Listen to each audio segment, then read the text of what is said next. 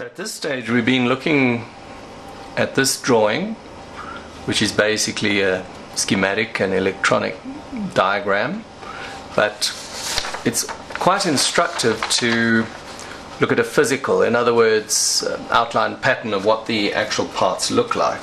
So if we look at these field effect transistors, this is what they look like. We're going to either orientate the part facing this way or that way, or we can swap it around. There are various reasons for why one would position the parts facing different directions, mostly to do with a nice clean layout when you finally get to a printed circuit. So typically, if we look at the actual device, this being the actual device,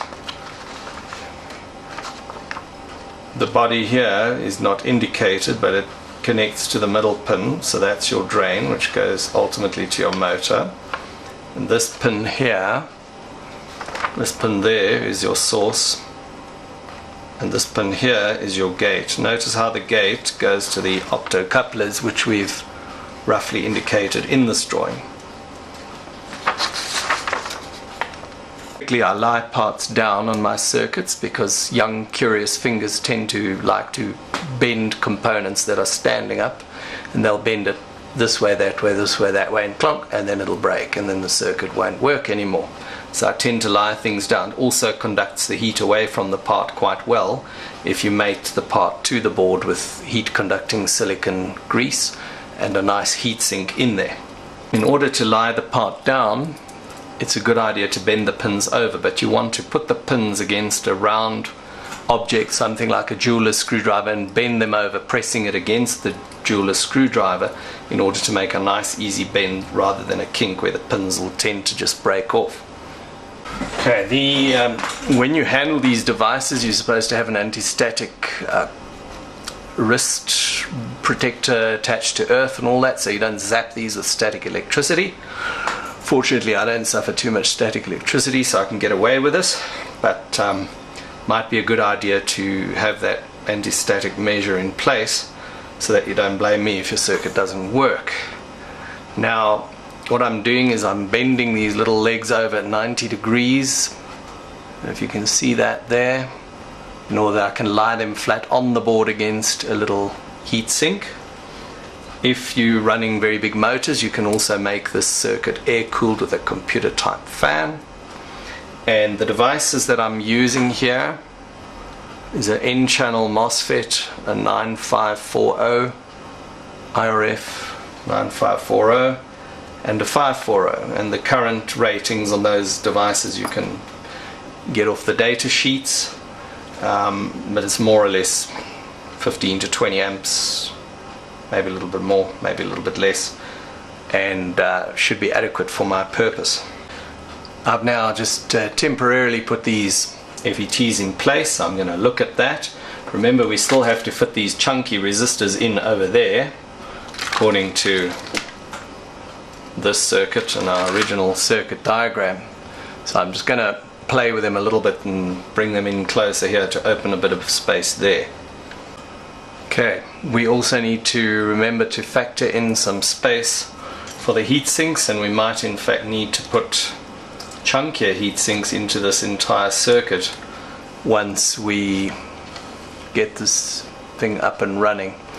So what we're doing here is we're putting in the heat sink, so we just got to see if there's still enough room to squeeze those resistors in. Looks to me like we're going to have to shift this one up that way. There we go. We need to find 2 more heat sinks and then we're looking pretty good. So typically I've put in the red line to show the top of the H bridge of the positive side and the blue line over there to show the negative side.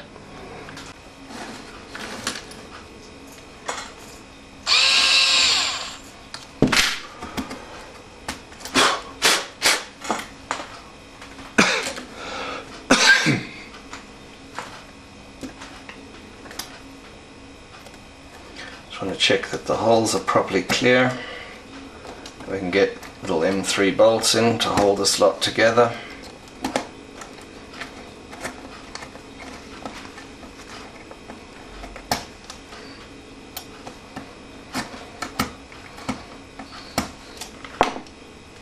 This is silicon heat conducting grease, suitable to pull the heat off the device and transport it a little bit further away.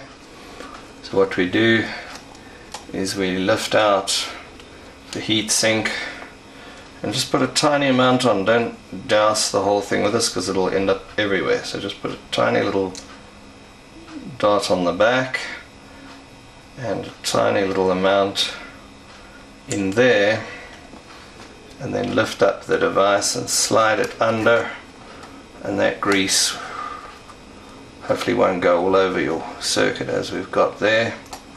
With a little bit of that in there, it'll just make that device run a bit cooler and last longer. Now we've put the silicone grease, now we're going to put nuts and bolts, small M3 nuts and bolts through these devices, tighten it up. Remember that you can always stack up heatsink on top here using those M3 nut and bolt holes, and you can get a longer bolt and put something over here. You can even get a fan if you're really going to put the circuit through its paces and it's going to run very hot. You can put a fan to cool this device. Here you can see the bolts on the underneath of the MOSFETs, and here the pins coming through. We must make sure that nothing short circuits. Now we're going to wire up the wires, and we mustn't forget to put the chunky 330 ohm resistors in over here, and then we can test run this device.